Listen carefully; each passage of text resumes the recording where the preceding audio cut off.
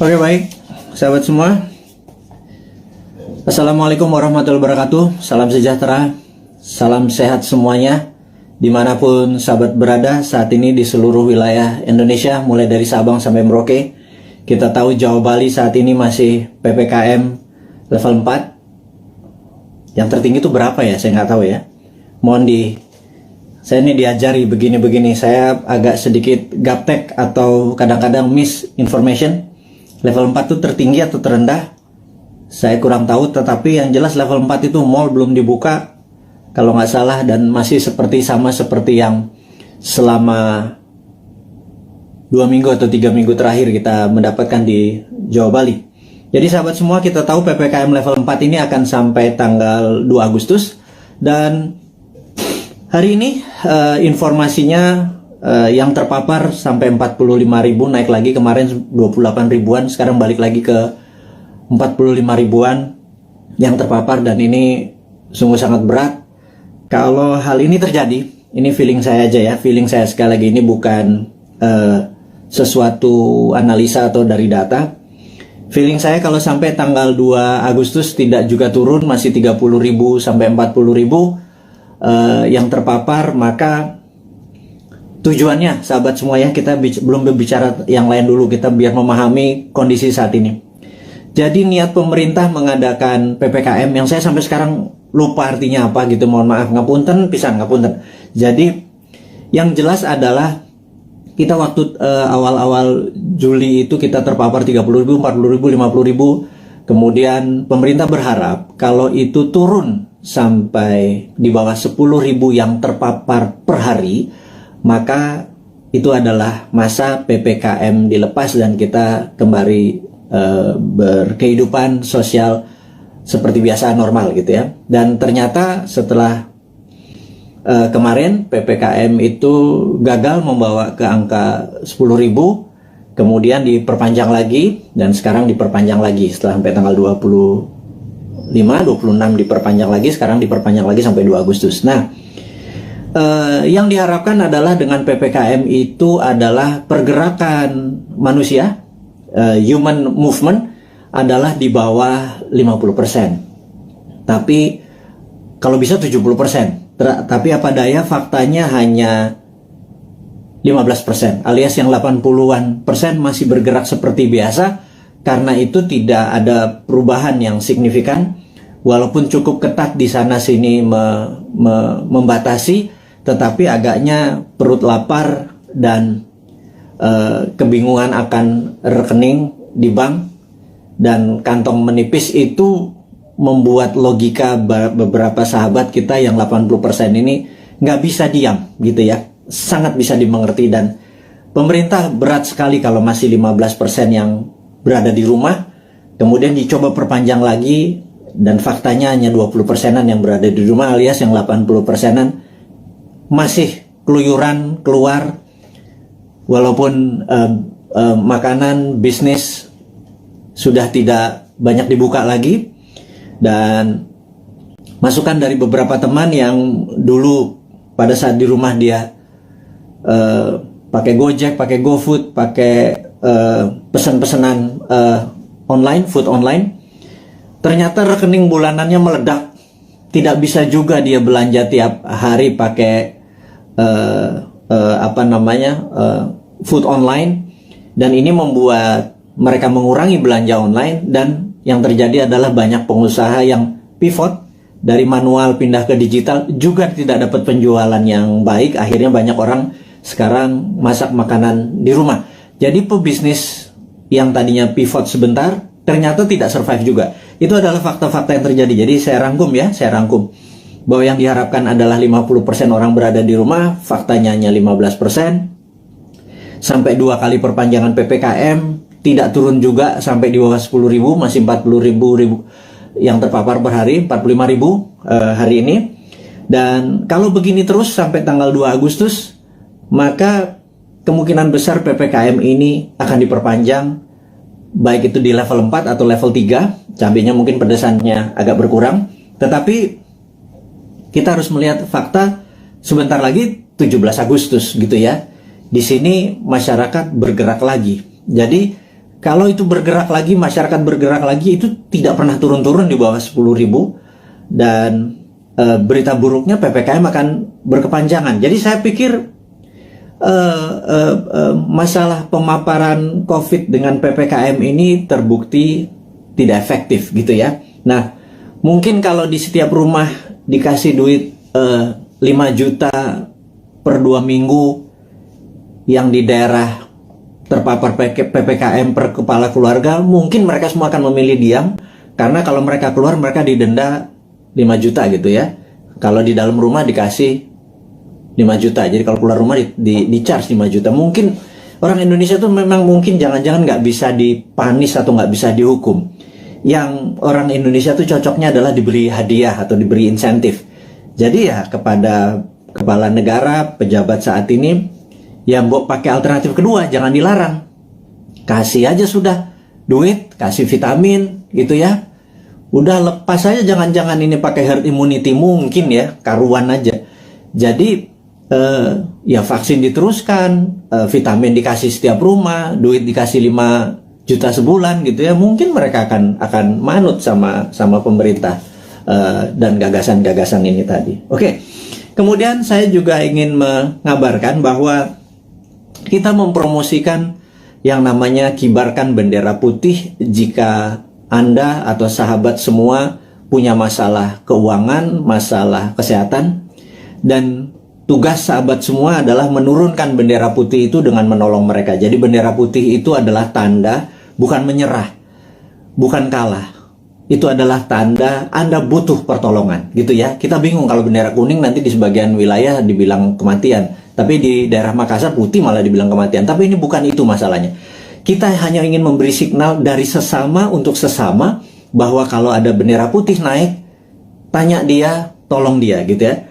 Tetapi saat ini pemerintah dan partai yang mendukung pemerintah agak sensi gitu ya.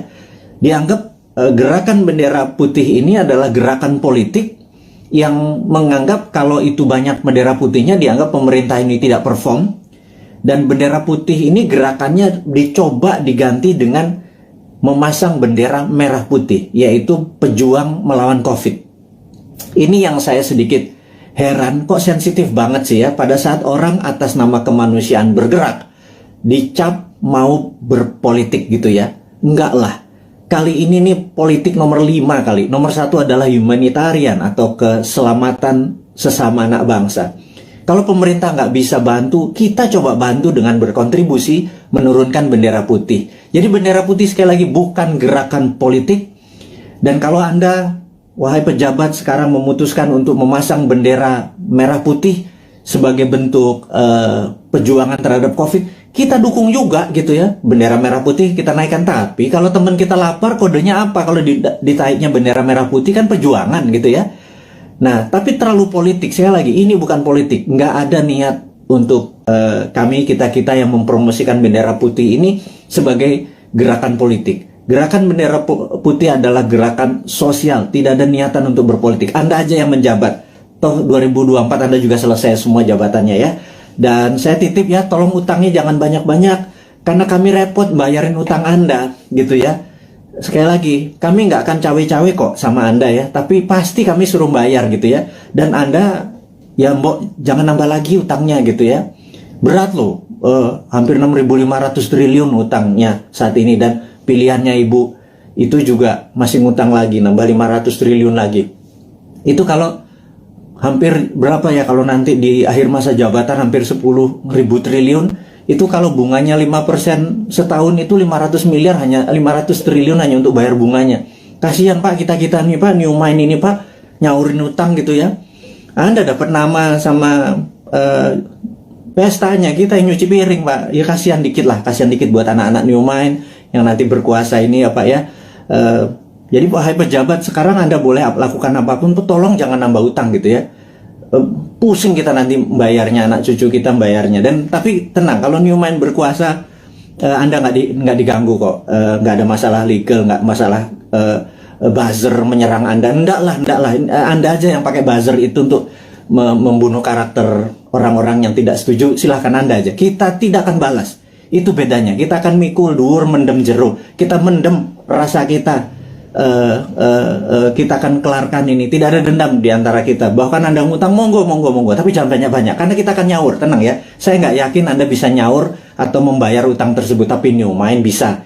Jadi sekali lagi, pesan kepada pejabat, Anda masih punya 3 tahun. Bendera putih bukan gerakan politik. Bendera merah putih Anda adalah gerakan politik. Anda mau berjuang melawan COVID, kita juga berjuang melawan COVID. Kita mau membantu sama, itu adalah gerakan kita. Anda nggak dukung, nggak apa-apa. Anda mau menjalankan 3 tahun lagi, monggo, silakan. Kami nggak cawe-cawe. Tapi pesan satu aja, jangan nambah ngutang ya, gitu. Karena repot kalau ngutang diperpanjang. Karena pasti kami yang nyaur, kami yang ini. Anda sekarang silahkan terus kedua, Anda boleh menggunakan buzzer, silahkan membunuh siapapun yang Anda mau oposisi, Anda mau eksekusi dengan buzzer Anda, silahkan. Tapi nanti jangan harap, kami nggak akan gabung dengan oposisi, kami juga nggak akan gabung dengan itu. Kami anggap semuanya old mind ya, mau oposisi mau incumbent, kami anggap semuanya old mind ya. Sekali lagi kami ulangi, New Mind itu menganggap oposisi saat ini dan incumbent itu adalah old mind. Kenapa kami bilang oposisi itu adalah old mind? Karena sampai sekarang oposisi itu tidak juga memberikan solusi kepada pemerintah. Dan kedua, pemerintah saat ini bengep-bengep berjuang gelundang-gelundung sendirian, keberatan, ditolong, disaranin, gak denger. Ya wis, kita cuma bisa ngasih saran, kita nggak pernah ngeritik loh. Ngeritik kasih saran atau ngasih saran sekalian. Anda nggak pakai silahkan, nanti kita pakai gitu ya. Jadi sekali lagi, New Mind itu bukan oposisi, New Mind itu bukan incumbent. New Mind adalah NKRI garis lucu, dah gitu ya. Jadi pesan kami sekali lagi kepada pejabat, jangan pernah ngutang gedean karena kasihan New Mind. Tapi kalau Anda bisanya ngutang ya monggo, yang penting hidup ini NKRI masih tetap nyambung. Tapi kita akan semangat terus melunasi utang Anda. Satu, yang kedua adalah kita tidak akan cawe-cawe. Kita nanti tidak akan punya buzzer gitu ya. Kita akan menggunakan semuanya baik, semuanya terbuka, semuanya pakai tepo seliro. Kalaupun saya nggak ngerti ya, saya mungkin nanti atau teman-teman akan sowan kepada senior-senior itu, gitu ya. Gimana ngurusnya waktu itu? Tapi yang New Mind tetap kita akan humble, rendah hati, dan tidak punya dendam, ya. Itu kita berita yang di awal dialog malam ini, di malam Selasa di tanggal 27 Juli. Di mana saat ini Santara alhamdulillah baru berusia 3 tahun, dan kami menyatakan perjuangan masih panjang untuk menolong UKM akar rumput. Kami baru saja menyalurkan total 3 tahun itu tidak sampai 200 miliar. Kami membutuhkan UKM yang masih membutuhkan dana, karena sekali lagi kami melihat bahwa UKM lah bisnis yang survive di masa krisis, yang tetap eksis di masa krisis adalah UKM. Terbukti tahun 98 UKM yang survive. Tahun 2008 sewaktu subprime mortgage menimpa dunia, UKM-nya survive. Dan tahun ini, tahun COVID, tahun pandemi, itu pun UKM yang bisa survive. Dan kita tahu UKM saat ini dianaktirikan oleh old mind, karena kita tidak bisa minjam kredit dibatasi, hanya daerah-daerah tertentu, harus punya jaminan dan lain sebagainya. Kalau sahabat punya masalah keuangan dan perlu pendanaan, Anda mau scale up, Anda mau meningkatkan penjualan, mau menambah cabang, apapun itu, yuk UKM datang. Kami, Anda mendaftar hari ini 10.000 UKM pun Santara bisa menelan dan membantu itu semua. Kami akan gulung komeng kerja keras seperti pemerintah saat ini membantu rakyatnya. Kita membantu sisi UKM-nya saja. Kami siap, dan kami tadi rapat semua di keluarga besar Santara untuk mulai hari ini, tanggal 27 Juli 2021, 3 tahun usia Santara. Kami siap tidak tidur siang malam, membagi jam kerja untuk membantu teman-teman agar UKM-nya bisa sukses, eksis di tengah krisis dengan pendanaan. Yang kedua adalah, kita tahu teman-teman investor, teman-teman yang mempunyai portfolio keuangan, kami sangat menyarankan, Anda saat ini mungkin punya tabungan, deposito, punya mencari tempat investasi, Anda tidak perlu investasi besar yang beresiko. Seperti misalnya di dunia properti Anda harus beli tanah dulu, seperti di usaha-usaha yang lainnya. Sementara uang atau modal Anda terbatas, katakanlah kecil, di bawah 10 juta, di bawah 20 juta gitu ya. Dimana investasi yang lain besar-besar. Urun dana adalah kita bersama-sama bergandengan tangan membantu UKM. Jadi underlying uang kita adalah UKM, dunia nyata, dunia real. Jadi kalau Anda punya 10 juta, 2 juta, 1 juta, berapapun itu, kalau di deposito nggak ada artinya, ditaruh di ATM atau habis gitu ya, ditaruh di bini apalagi gitu. Nah, cobalah portfolio Anda, keuangan Anda mulai dibagi-bagi. Jadi misalnya letakkan sedikit di UKM Santara. Anda bisa pilih, sebentar lagi listing-listing di Santara itu akan bertaburan. Pilih, Anda pilih sendiri. Di dalam investasi, Santara hanya penghulu. Santara tidak membuat menyarankan ini yang baik, ini yang buruk. Anda sebagai investor lah yang berhak memilih pasangan Anda. Kalau Anda adalah cowok investor, maka UKM adalah ceweknya gitu ya. Cari yang cantik, yang pinter, yang terus belajar gitu ya untuk jadi pasangan investasi Anda. Jadi saya sangat sarankan kalau Anda berminat menjadi investor di Santara, hubungi nanti di IG-nya Santara, ada nomor investor. Kalau Anda mau invest, Anda nggak usah pikir, wah saya nggak punya duit 100 juta, kita nggak butuh.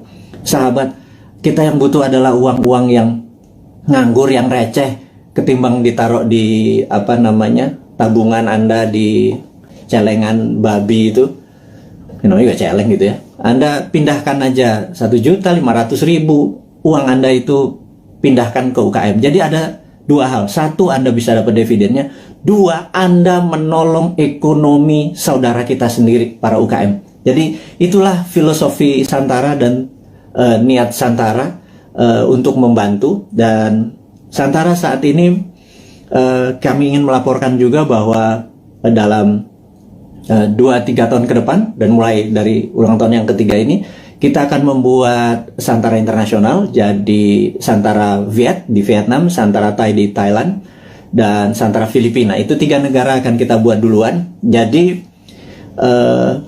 kita ingin Santara ini go internasional. Itu kita udah siapkan, kita udah ada mitranya. Jadi bukan hanya Gojek bisa di Vietnam, Santara pun bisa. Karena Santara punya keunikan, ini adalah equity crowdfunding pertama di Indonesia dan terbesar. Dan kita bercita-cita ingin menjadi yang terbesar di ASEAN atau di regional. Dan ini hanya membuktikan bahwa Indonesia bukan jago kandang. Indonesia di bawah New Mind itu ekspor kita. Buktinya Santara, karena di Vietnam, di Thailand, dan di Filipina tidak ada. Jadi kita go global, company kita dari sana ya dong untuk dong ya. Jadi Vietnam untuk Vietnam, Thailand untuk Thailand. Dia hanya pakai softwarenya kita. Dan mereka sangat antusias sekali. Nah, bayangkan kalau nanti ada 10.000 perusahaan Vietnam listing di Vietnam, tapi di Indonesia cuma 1.000. Yang ada masalah adalah orang Indonesianya. Orang Indonesia kakek mikir kali ya. Banyakan mikir, banyakan analisa, kepinteran kali ya, jangan-jangan. Karena itulah saya pikir ke depan, mbok kurangi mikir gitu ya. Berprasangka baik, banyak baca, terus banyak berdiskusi yang sehat. Jangan ngikuti buzzer nggak buat kita pinter gitu ya. Buzzer buat kita hanya jadi kuda-kuda terus, curiga terus gitu. Jadi sahabat semua, kita lanjut lagi. Santara Go Internasional ini dikawal oleh seorang profesional yang khusus untuk melaksanakan di bidang internasional ini. Dan kami serius sekali untuk membuat Santara menjadi perusahaan regional gitu ya. Kemudian ada lagi yang menarik. Santara adalah satu-satunya yang maaf agak meler ini. Jadi Santara satu-satunya saat ini yang siap dengan secondary. Secondary itu begini. Kalau Anda invest, Anda ingin exit, itu exitnya bisa di secondary. Jadi investasi itu ada dua. Satu dari dividen. di mana Anda dapat benefitnya, dividen. Dua adalah kenaikan dari nilai saham tersebut. Dan kenaikan nilai saham tersebut bisa Anda lepas di mana? Di secondary market. Jadi kalau Anda misalnya saat ini di IDX atau di Bursa Efek Indonesia, Anda membeli saham katakanlah BCA gitu ya, harganya lupa saya sekarang berapa, 30.000 atau 29.000 kali. Begitu Anda membeli, suatu hari harganya menjadi 30.000 atau 31.000, ada untung 1.000-2.000 perak.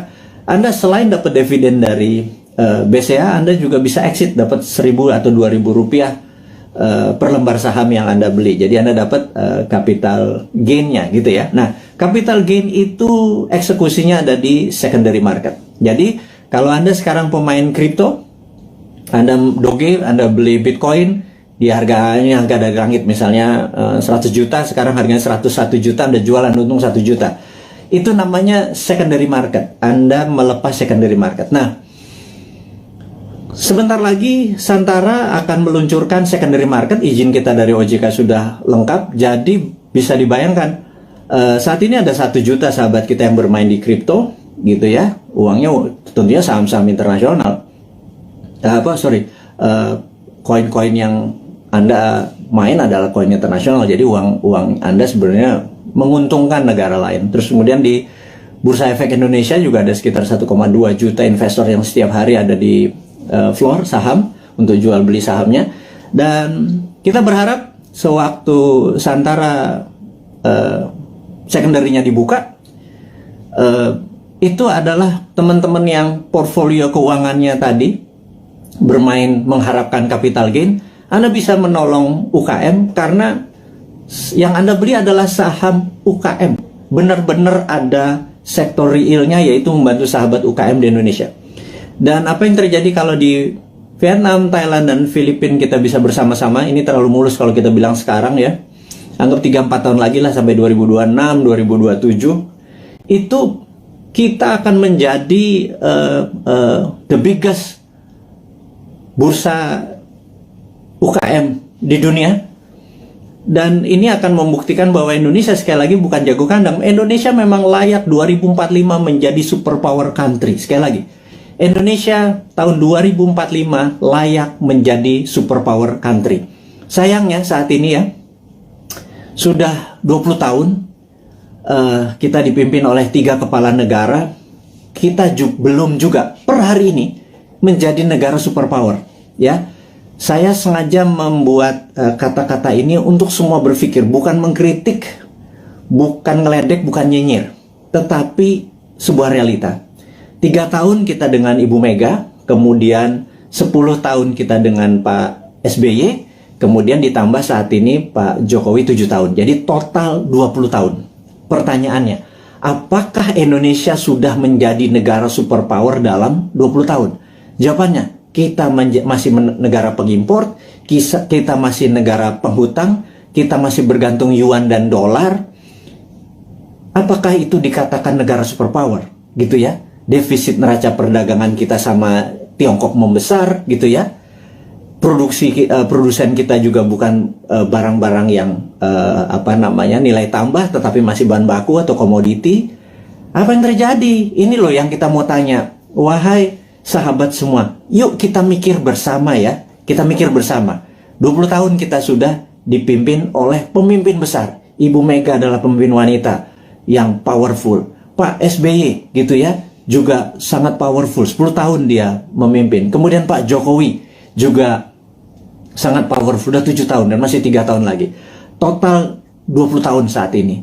Pertanyaannya kita, apakah sudah jadi negara superpower? GDP per kapita waktu Bu Mega itu adalah 1.700. Kemudian sama Pak SBY dibikin sekitar 3.700. Kemudian saat ini Pak Jokowi naik 15% lah. 7 tahun naik 15%, jadi sekitar 4.000-an gitu ya.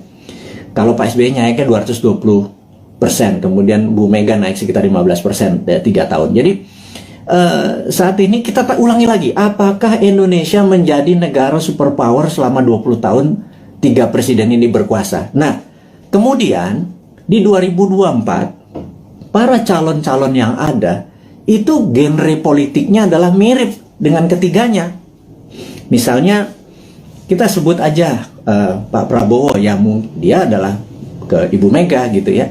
Kemudian ada AHY mungkin ya, itu dia ke arah apa namanya, Pak SBY. Kemudian ya ada nama-nama seperti Pak Ganjar, Erick Thohir dan lain sebagainya, seperti istana sekarang atau Pak Jokowi genrenya. Apakah dengan mereka menjadi presiden 2024 sekarang yang ada di etalase politik sekarang ini, apakah selama 20 tahun ke depan akan membuat Indonesia menjadi negara superpower? Tanya deh, gitu ya. Anda kan ngefans tuh ya sama Pak Ridwan Kamil, ngefans sama Pak Ganjar. Nggak salah ngefans sama mereka. Saya juga ngefans loh, teman saya semua gitu ya. Tanya, 5 tahun dengan mereka, 10 tahun dengan mereka itu akankah membuat Indonesia menjadi negara superpower gitu ya? Nah, pertanyaan berikutnya. Emang ada negara dalam 20 tahun menjadi negara superpower gitu ya? Itu kan, ini Sontoloyo ngomong doang lu si Bosman ini, emang ada negara dalam 20 tahun menjadi negara superpower? Oke. Saya ini saya pembaca buku cukup gila gitu ya, dan dari video IG live terakhir dan hingga saat ini saya lagi membaca buku Deng Xiaoping the Transformation of China dari Ezra Vogel. Bukunya 700 halaman, saya baru baca 500 halaman. Very powerful sekali Deng Xiaoping ini. Dan ini yang saya mau ceritakan, apakah dalam 20 tahun emang ada negara menjadi superpower? Oke, jawabannya adalah begini. Sahabat semua, di tahun 1918 Perang Dunia Pertama berakhir. Dan disitulah Jerman kalah perang. Jerman harus menanggung hutang atau biaya Perang Dunia Pertama yang rusak tadi ke negara pemenang perang. Jadi sudah Jermannya miskin, Jermannya harus membayar kerusakan yang dia buat. Jadi Jerman kalahnya 2. Udah rata tanah di Jermannya, Jerman harus bayar utang. 1918. Kemudian 1933 Jerman menyerang Polandia. 36, 39 masuklah Perang Dunia Kedua gitu ya, sampai tahun 45. Udah, kita sederhanakan aja. Dari 1918 sampai 1938 itu 20 tahun. Jerman menjadi negara superpower. Betul nggak? Dia bisa mengalahkan Eropa kok dalam 20 tahun dari negara miskin, dari nol. Pertanyaannya, apakah waktu Jerman selama 20 tahun itu untuk menjadi negara superpower, Jerman ngutang IMF? Jerman minjem yuan? Jerman pakai teknologinya Tiongkok? Mikir nggak tuh? Ada nggak sih yang mikir? Apakah Jerman dagang? Jual 10 modal 5. Untung 5 ditabung untuk membangun Jerman yang modern, membuat alat perang yang kencangnya bukan main, membuat kekuatan militer dan bangunan terbesar di Jerman hanya dalam 20 tahun. Saya ulangi lagi, pakai IMF, pakai ngutang, pakai yuan, enggak kan? Oke, mulai nemen ini Bosman ini kalimatnya, nyindir tapi ya biar logik lah. Pengagum-pengagum pejabat sekarang tuh biar mikir gitu lah. Bukan saya ngenyek gitu ya, saya cuma ngingetin. Karena nggak ada yang tahu tuh, nggak ada yang ngomong juga gitu ya. Apa karena terlalu sibuk saat ini banyak cuan yang mereka harus bagi-bagi sehingga lupa belajar gitu ya. Ya wis, Bosman aja yang baca, Bosman yang belajar, saya kasih ke teman-teman semua gitu ya. Berikutnya adalah Jepang. 1945 Jepang rata tanah. Jepang rata tanah. Hiroshima Nagasaki itu rata tanah. Pusat perdagangan dia udah nggak produksi lagi. Kemudian 1964, 19 tahun, ada yang namanya Olimpiade Tokyo. Seperti sekarang ini ada Olimpiade Tokyo. Anda harus nonton. Waduh, itu atletnya model semua itu. Ada Alika Smith, ada Robin dari Kanada, ada yang Jerman. Udahlah, Anda nonton dah. Jangan kebanyakan nonton acara sinetron di Indonesia, itu nggak ada pelajaran apa-apa itu. Sekarang udah sehat, kita semangat nonton Olimpiade yang saat ini ada di Tokyo gitu ya. Oke, balik lagi ke selama 19 tahun, kemudian tahun Jepang membangun di tahun 1964 Jepang mengadakan Olimpiade Tokyo, dan itu adalah Olimpiade modern pertama di dunia. Atlet-atlet yang datang ke sana terkagum-kagum kok bisa Jepang menjadi negara yang sangat maju gitu ya dalam tahun 64 itu, dan kemudian tahun 80-an alias 20 tahun setelah itu, kita bicara tahun 80-an, ada Sony, ada Toyota itu menguasai dunia seperti China sekarang. Jadi ternyata bisa tuh menjadi negara superpower dalam 20 tahun gitu ya.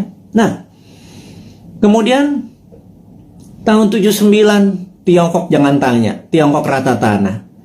Mao Zedong itu merusak semuanya, membakar orang-orang pinter, buku dibakar. Sampai orang yang Mao Zedong tidak sukai berkuasa atau mendapat kesempatan memimpin yang namanya Deng Xiaoping. Deng Xiaoping ini dalam pidatonya sering mengucapkan kata-kata demokrasi, sangat menarik. Demokrasi ini bukan berarti hanya pemilihan langsung, tapi demokrasi ini adalah semua orang yang berprestasi itu boleh mendapat jabatan yang tertinggi. Jadi orang berprestasi bukan karena dia membantu pemenangan terus dijadikan komisaris, bukan ya, bukan seperti itu ya. Jadi benar-benar berdasarkan merit atau prestasi, namanya meritokrasi. Nah, demokrasi ini adalah membebaskan semua orang yang berprestasi untuk menduduki jabatan penting. Nah, Deng Xiaoping memepet Ronald Reagan di tahun 80-an, dan Amerika banyak membantu Deng Xiaoping yang mengatakan dia akan mengikuti apa yang negara demokrasi mau. Ini yang saya bilang dia main tiga kaki. Kemudian dia harus memilih, dia berpihak ke Rusia, Soviet, atau ke Amerika. Dia main dua kaki, ke Soviet sesama komunis, ke Amerika pura-pura ikut demokrasi. Di tahun 1989, Deng Xiaoping menghadapi sebuah dilema yang besar di mana demokrasinya meminta banyak korban, dan disitulah ada dua pilihan: soft power ikut demokrasi atau hard power China mulai berdiri sendiri. Akhirnya Deng memilih pilihan kedua, disikat 10.000 mahasiswa di Tiananmen Square, dan disitulah muncul Tiananmen Papers. Jadi efeknya adalah seluruh investor keluar dari Tiongkok pada saat itu, China alone, China sendirian. Di tahun 89, para petinggi PKC, Partai Komunis Cina, memutuskan fuck IMF. Nah, kalimat gue ngomong gini gak apa-apa ya. Kemudian dia mengatakan waktu ada Tiananmen, Gorbachev itu ada di Tiongkok. Deng Xiaoping di bukunya bilang Gorbachev goblok katanya gitu.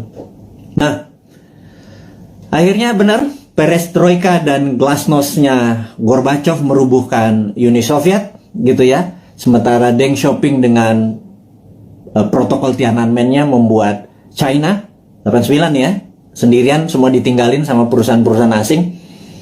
Dia mulai memprinting renminbi dengan yuan dan lain sebagainya, itu udah saya lama ceritakan. Puncaknya adalah tahun 2008 pada saat Olimpiade Beijing. Jadi tahun 1989 sampai 2008 adalah 19 tahun. Oke, kita buletin aja. 20 tahun. China menjadi negara superpower. Sekali lagi, sejak saat itu sampai sekarang 20 tahun kemudian 2013, China punya policy mulai ofensif, mulai menyerang, mulai keluar untuk membuktikan kedikjayaannya dia. Selama 3.000 tahun, Tiongkok adalah negara trader terbesar di dunia. 200 tahun terakhir, Eropa masuk ke Shanghai, ke Beijing, dikasih narkoba, opium, membuat goblok orang-orang Tiongkok, dan membuat Deng Xiaoping bilang, kita harus merebut balik. Kemudian apa yang terjadi 20 tahun setelah tahun 89, tahun 2008 adalah puncak ekonominya Tiongkok, dan sekarang dia terus berjalan. 20 tahun kemudian, dalam 40 tahun, Tiongkok kembali menjadi negara trading terbesar di dunia dan negara kedua terkaya setelah Amerika. Sekali lagi, sahabat semua, ini membuktikan bahwa dalam 20 tahun harusnya Indonesia bisa menjadi negara superpower. Setidaknya road to become superpower country. Nah, 3 tahun Bu Mega, 10 tahun Pak SBY, dan 7 tahun Pak Jokowi, dia sudah do the right thing. Sekali lagi, sudah do the right thing. Ke depan, 20 tahun ke depan, sampai 2045, Indonesia untuk menjadi negara superpower, apakah genre old mind Anda masih mau pakai? Kalau Anda mau pakai ya silakan, karena ini kan demokrasi, gitu ya. Tetapi kalau Anda mau memakai new mind, ini persis seperti apa yang Tiongkok lakukan, seperti Jerman lakukan, seperti Jepang lakukan. New mind punya konsepnya. Monggo, yang menjadi presiden yang Anda sekarang ada di etalase, monggo. Tetapi kalau mau pakai konsepnya new mind, kita sudah lengkap. Inilah sahabat semua, sahabat-sahabat Bosman kaum Sontoloyo dari Republik Sontoloyo ini. Saya minta Anda semua sekarang mempromosikan ini semua. Bukan karena Bosman mau jadi presiden. Enggak, lupakan. Enggak penting. Yang penting kita cuma sejahtera. Untuk sejahtera itu harus punya konsep menjadi negara besar di tahun 2045. Gitu ya. Nah, untuk itu sekali lagi sangat rinci.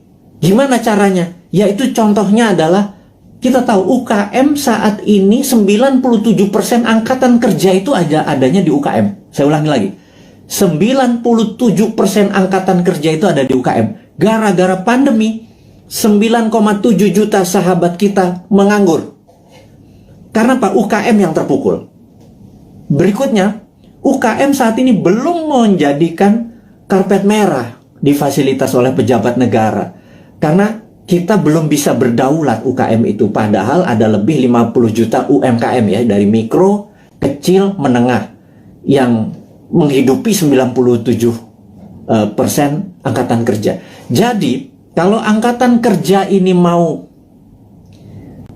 mendapatkan lapangan kerja, bukan perusahaan besar yang dikasih pendanaannya, tetapi perusahaan UKM, gitu ya. Nah, Santara saat ini hadir untuk membuktikan bahwa konsep new mind itu berjalan. Dari kita untuk kita, dari sesama untuk sesama. Ingat, bendera putih adalah dari sesama untuk sesama. Kita nggak perlu IMF, kita nggak perlu Yuan, kita nggak perlu Jepang, kita nggak perlu Amerika, kita nggak perlu Tiongkok. Setuju ya? Dari kita untuk kita, itu bendera putih. UKM juga harusnya dari kita untuk kita. Jadi investor receh masuk 2 juta, 200 ribu, 500 ribu. Tolong angkat itu UKM. Ada jutaan UKM yang mau kita angkat. Ada jutaan sahabat kita juga punya duit nganggur gitu ya. Gabungkan semua. Santara hanya platform. Santara bukan membuat UKM besar. Yang buat UKM besar ya para UKM-nya. Yang buat kaya adalah investor itu pilih UKM yang benar. UKM itu marginnya itu jauh lebih besar dari perusahaan-perusahaan besar. UKM itu untungnya bisa 30%, 40% gitu ya. Dan inilah yang saya harapkan teman-teman portfolio keuangan Anda. Sekali lagi, bagilah kalau Anda punya 10 juta, 9 juta Anda taruh dimanapun boleh. 10%-nya taruh deh di UKM. Anda membantu UKM, 10% membantu UKM. Kalau saat ini uang beredar adalah 6.000 triliun, 10%-nya masuk ke UKM atau 60 triliun. 60 triliun itu untuk menghidupi UKM itu adalah dari kita untuk kita. Itu kita negaranya berdikari, nggak kita jadi ekspor, kita nggak ngutang gitu loh. Nah, sahabat semua, di ulang tahun Santara ketiga dengan berapi-api si Bosman Sontoloyo ini ngapunten minta izin tanpa niat menyinggung siapapun, tetapi kita mengkritik diri kita sendiri bahwa yuk 20 tahun kita ucapkan terima kasih kepada pemimpin-pemimpin kita yang telah membawa kita ke saat ini, kita masih utuh negaranya, dan ke depan kita harus mempunyai konsep baru. Konsep baru ini adalah yang kita akan lakukan adalah membangun akar rumput, gitu ya. Membangun akar rumput ini adalah bisnis akar rumput kita bantu, adalah investor akar rumput kita bantu. Jadi itu adalah informasi, dan ini terakhir berita internasional. Jadi ada 3 step tadi ya, lokal tentang pandemi, bahwa kita belum melihat pandemi ini akan berakhir sampai habis 17 Agustus sampai Agustus, belum melihat. Kalau ditambah tadi masih itu, jadi kita harus melakukan strategi-strategi. Tetapi, nah ini kita harus bicara tidak selalu sisi negatifnya. Selalu setiap hoax itu ada key, setiap jatuh itu ada naik gitu. Setiap jatuh pasti ada peluang. Nah, sahabat semua, kita mau mengingatkan bahwa kapan moment of greatness dari Indonesia itu. Moment of greatness adalah mulai Oktober 2022. Bukannya jauh ya, itu angka dekat sekali. Kenapa? Karena G20 akan diselenggarakan bulan Oktober di 2022. G20 ini adalah government 20 negara akan hadir, di mana saat itu ini adalah moment of greatness dari bangsa Indonesia untuk membuktikan bahwa kita negara yang layak untuk dijadikan tuan rumah. Dan pada saat itu kita harus menyiapkan, sahabat semua, menyiapkan sesuatu untuk momen sebesar ini itu tidak semalam atau 2 malam. Itu menyiapkannya dari sekarang ini.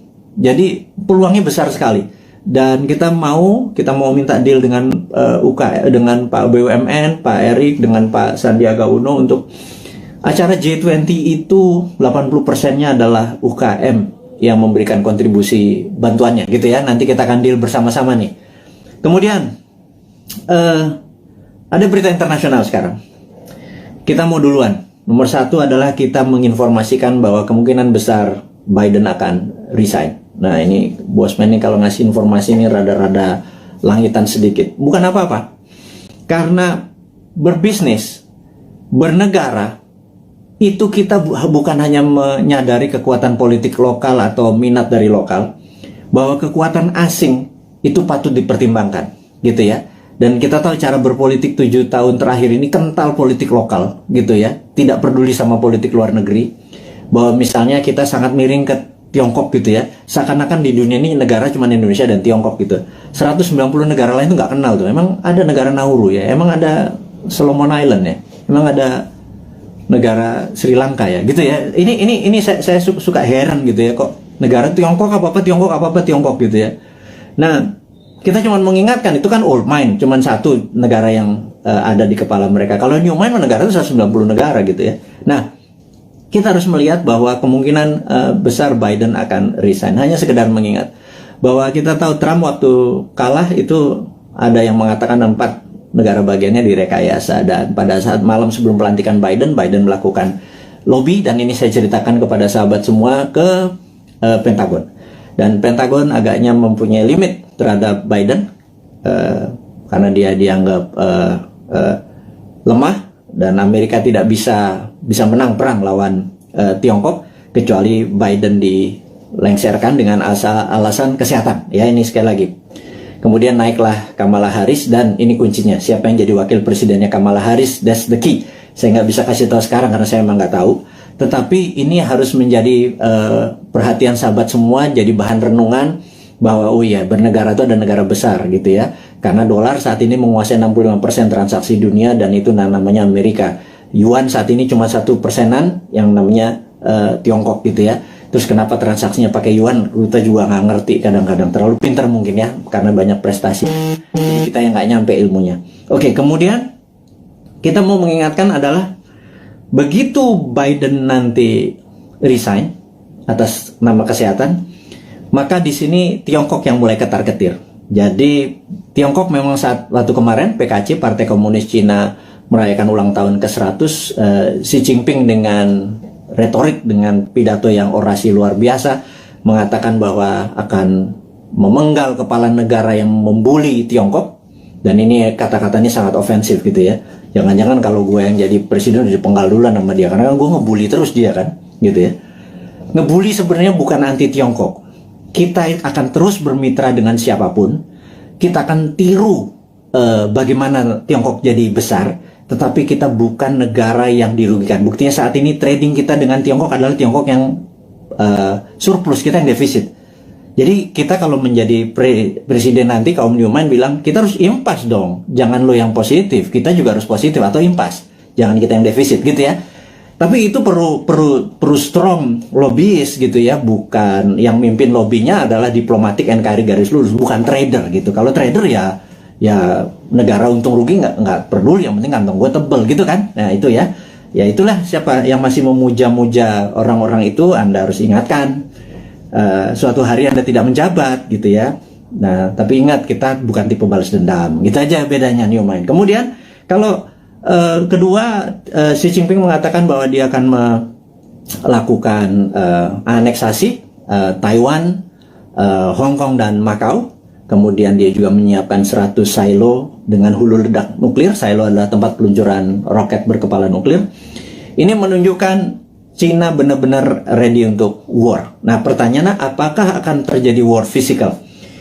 Di sini kita mau mengingatkan bahwa sewaktu kita melihat dari sisi Amerika, apakah Amerika akan melakukan naval war? Karena perang China sama Amerika battlefieldnya atau tempat perangnya adalah Laut Cina Selatan. Karena perangnya laut, maka perangnya naval. Naval itu adalah perang kapal. Jadi kapal Amerika mungkin mepet sampai China, Tiongkok sisi barat, sisi timur. Kemudian sebelum mepet tersebut, roket-roketnya Tiongkok langsung mukulin kapal di navinya kapalnya Amerika.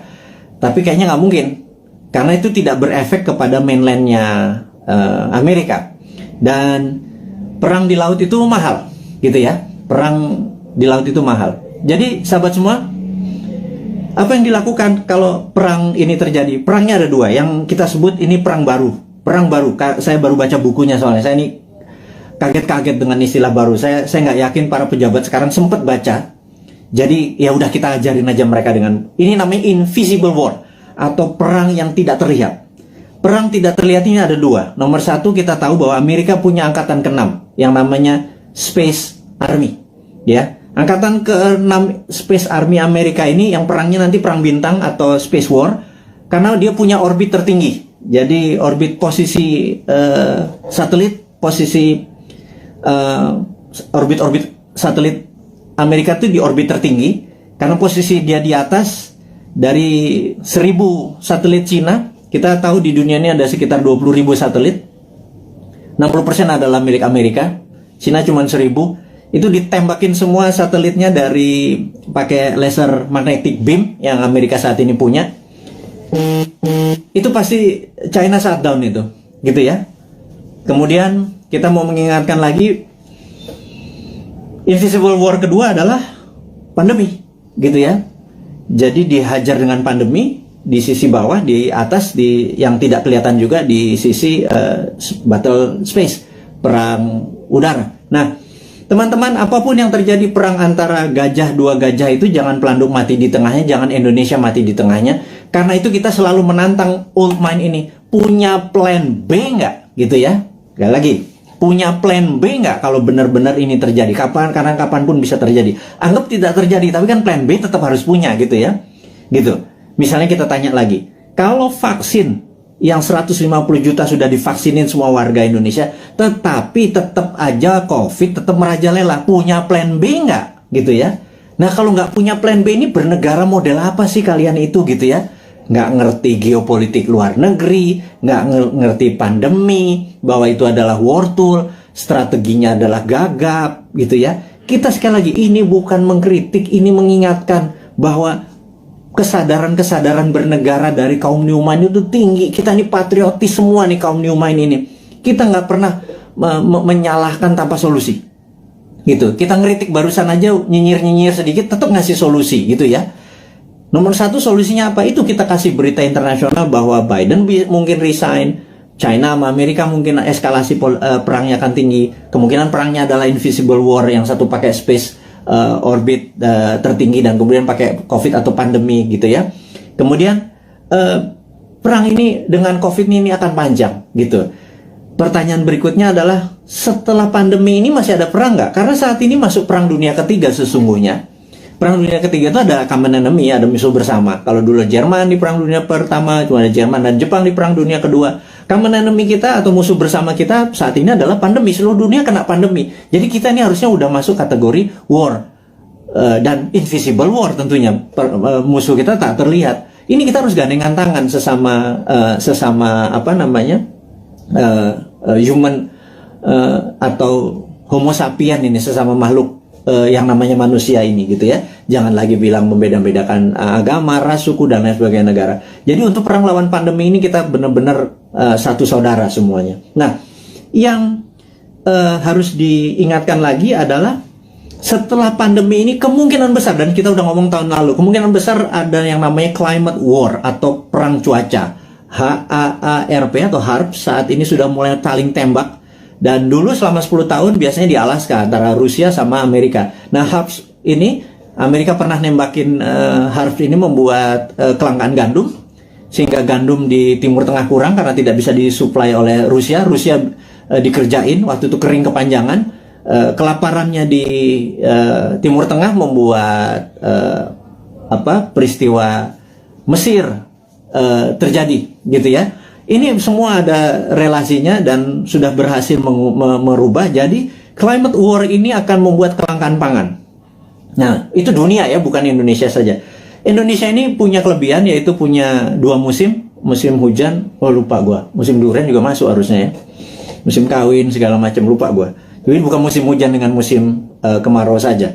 Indonesia ini 90% wilayah yang mengandung air, H2O maksudnya. Kemudian alamnya ada vulkanik, tektonik, dengan setiap saat Allah memberikan, alam memberikan pupuknya. Kemudian kita juga memiliki laut yang menghasilkan ikan. Kita ini komplit sehingga Indonesia bisa menjadi, seharusnya kalau di bawah New Mind nanti, Indonesia menjadi the biggest food country. Kita akan banyak membangun food estate. Itu adalah solusi. Dimana pada saat selesai pandemic war, perang ini, kita akan menghadapi perang cuaca atau climate war, dan kita harusnya menjadi rule the world dengan cara itu. Jadi 2045 Indonesia benar-benar menjadi negara superpower gitu ya. Itu kita kasih bocoran-bocoran seperti ini terus untuk mengingatkan bahwa udahlah 20 tahun ke depan bisa Indonesia menjadi superpower, tetapi tidak bisa dengan cara old mind, dengan cara new mind. Ini loh konsepnya new mind, kita berikan papersnya, kita berikan konsepnya, kita berikan orang-orangnya juga. Kalau Anda nggak, ini kita sepaket kok. Kita sering diskusi, kita banyak, ada sekitar 50-an sahabat-sahabat Bosman, berapa profesor segala macam. Terus saya bukan sendirian, mana mungkin sih saya bisa buat video setiap hari segitu banyak, dan ilmunya adalah ilmu terupdate. Itu kalau nggak dengan profesor-profesor yang berada di sekeliling saya yang benar-benar mencintai tanah air ini dan benar-benar memahami geopolitik dan geostrategi.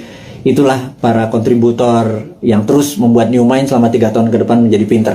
Yang saya harap sih sebenarnya saat ini kan masih 3 tahun, yang old mind minggir, sekitar 30 menteri minggir, menteri-menteri New Mind masuk gitu ya. Tapi ya benar-benar harus versinya New Mind. Nomor 1 misalnya BI kita bubarin, di bawah masuk di bawah Menteri Keuangan, jadi Dirjen Moneter gitu ya. Waduh, kalau kayak gitu mah, waduh, kita printing money, kita kasih ke UKM produksi tentunya, bukan UKM non produksi, UKM produksi dulu supaya nggak terjadi inflasi. Inflasi adalah kalau uang beredar tidak sama dengan produksi, jadi uang beredar harus sama dengan produksi. Berapapun uang dicetak selama produksinya sama, tidak ada inflasi. Kecuali ilmu lama ya, ilmu supaya kita ngutang terus dengan IMF, itu nggak boleh printing money, yaitu ilmunya old mind. Monggo silahkan, masih 3 tahun lagi. Atau mau sekarang mau dibantu sama kita, boleh, minggirlah 30 orang itu, atau minggir semua kabinetnya, masuklah generasi New Mind ini. Nah kalau enggak, ya udah kita nunggu 3 tahun lagi. Tapi sekarang selama 3 tahun kita minteri 200 juta saudara kita debat ilmunya New Mind dengan old mind, kita debat, kita buka. Dan sahabat semua, Anda adalah pahlawan-pahlawan 4.600 ini orang yang mendengarkan Bosman saat ini. Anda adalah orang-orang yang luar biasa yang punya ilmu ini, yang Anda saya yakin Anda berdebat dengan siapapun, Anda udah punya basic ilmunya yang luar biasa. Nah, terakhir saat ini informasinya sahabat semua, entah bagaimana di YouTube itu banyak sekali cerita tentang Satrio Piningit gitu ya. Ini saya mau meluruskan lagi. Satrio Piningit adalah dulu Jayabaya menyatakan pada saat ada goro-goro dan corona ini dianggap goro-goro yang meruntuh lantakan dunia, ini akan muncul Satrio Piningit atau Satrio yang dipingit gitu ya, dipingit, diumpetin gitu ya. Dan ada yang mengatakan Bosman ini video-videonya dia keluar tapi orangnya nggak keluar. Ini jangan-jangan Satrio Piningit. Saya bilang ini kurang ajar ini. Saya bilang jangan pernah menyebut Satrio Piningit itu Bosman. Nggak ada urusan, sekali lagi. Saya nggak pengen disamakan karena niat saya bukan begitu gitu ya. Terus ada yang bilang bahwa Pak Soekarno itu Jawa Timur atau Majapahitan, Pak Harto Jawa Tengah atau Mataraman gitu ya. Kemudian Pak SBY adalah Jawa Timuran, Majapahitan, Pak Jokowi Jawa Tengah, Mataram. Sekarang sudah masanya balik lagi ke Jawa Timur, Majapahitan, Bosman, arek Jawa Timur, terus cocok Majapahitan. Saya bilang lo gila, lo analisa kayak gitu jangan ya.